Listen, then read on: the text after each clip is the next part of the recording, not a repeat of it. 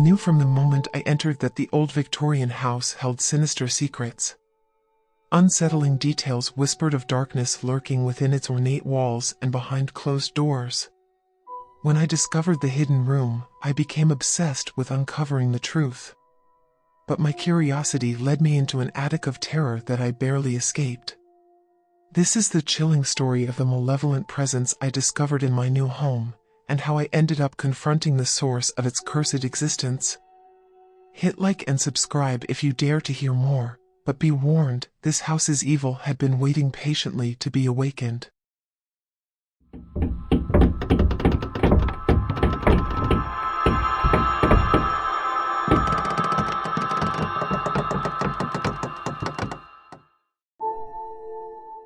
The moment I stepped foot in the old Victorian home, I could sense its history. My realtor droned on about original details as she led me from room to room, but I barely heard her. I was transfixed by the ornate moldings, the antique fixtures, the cracked plaster walls that looked like they might whisper long-buried secrets if you listened closely enough.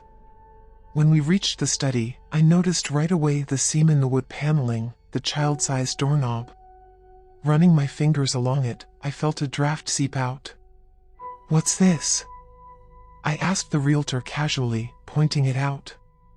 She blinked, seeming to notice it for the first time. "Oh, just an old storage closet, I suppose." Her laugh sounded strained. "Nothing to see in there." But her eyes told a different story. That night, alone in the cavernous house, I fetched a crowbar from the tool shed.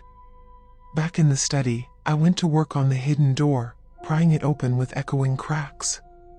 A gust of stale air swept past me as I gazed into the darkness of the secret room. Shadows danced across its walls in the beam of my flashlight.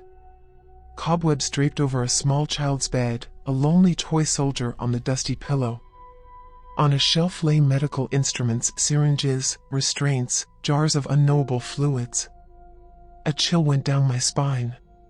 What had this room been used for? Over the next few days, I became obsessed with unraveling the mystery of the hidden chamber. Late at night, I pored over blueprints, inspected every brick and floorboard. They revealed nothing. Until I stumbled upon the attic ladder. My heart quickened as I climbed into the lightless attic, sweeping my flashlight around. I sucked in a breath. In the far corner stood a metal cage, large enough to hold a child. Scratch marks scored its rusted bars. Just then, the attic door slammed shut behind me. I spun around in darkness. Silence rang out. Had the wind swept it closed? I scrambled over, but the handle wouldn't budge, as if someone was holding it fast on the other side. Panic rose in my chest. I pounded desperately on the door, calling for help. But my voice only echoed mockingly back. Hours passed in agonizing darkness. I shouted until my voice went hoarse. Slumped against the locked door in defeat, I wondered how long I could last up here. Just then, a new sound drifted through the darkness, the slow creak of a cage door swinging open. My blood turned to ice. Something was moving in the blackness of that attic. I squeezed my eyes shut, praying this was just a nightmare. That's when it started dragging itself toward me across the attic floor. Its ragged breaths drew closer in the dark. The scratching of twisted limbs on the wooden boards. I whimpered, pressed against the immovable door.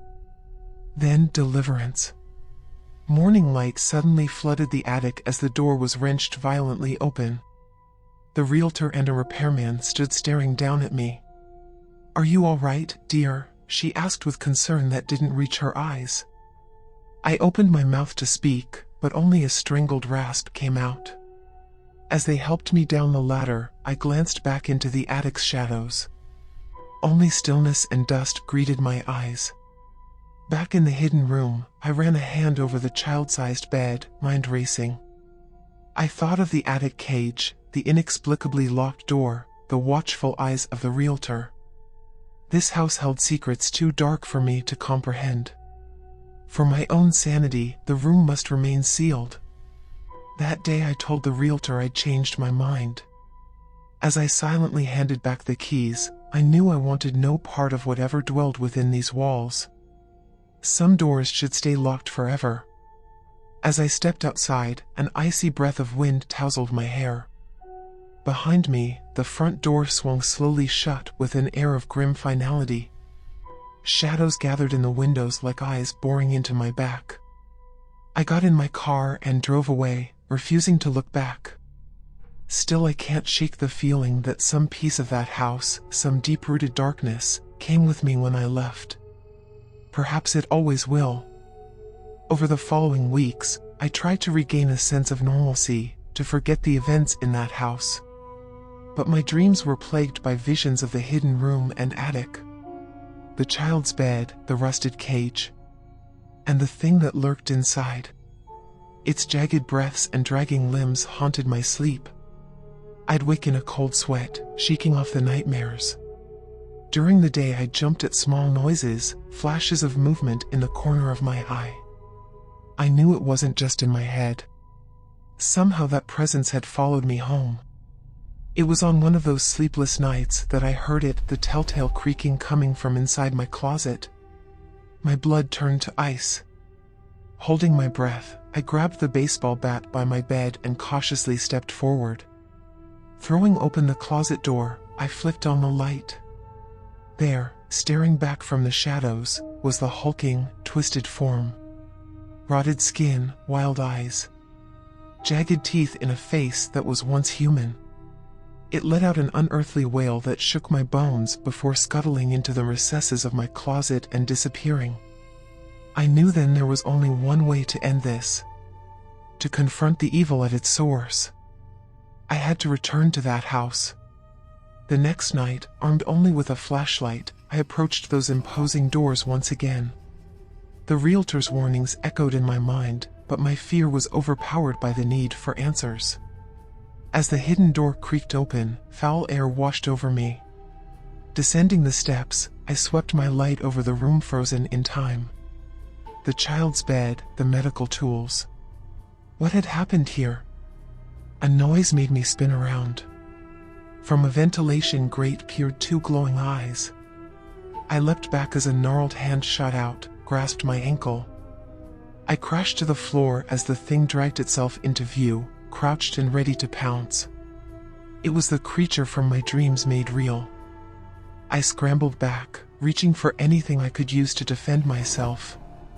My hand landed on a syringe. As the thing lunged, I drove the needle into its torso. It let out an unearthly shriek as I injected the unknown substance.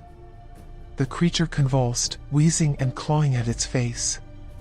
Before my eyes, it began to shrivel and collapse inward on itself. Within moments, all that remained was a pile of ash on the floor. Shaken, I sank to my knees amidst the settling dust. The remains of a child's nightshirt lay at the top of the pile. A name stitched on the collar, Theodore. In that moment, the house let out a long sigh, as if releasing a breath it had held for ages. I knew then the evil had been destroyed. The child's soul finally freed from its suffering. I stumbled out of that house for the last time, as the first light of dawn rose over its gables. Behind me, the front door slowly drifted shut, giving way to a peaceful stillness. The nightmares ended after that night. Whatever had followed me home dissolved into the darkness, along with the creature in the hidden room. The house's secrets would haunt my dreams no more.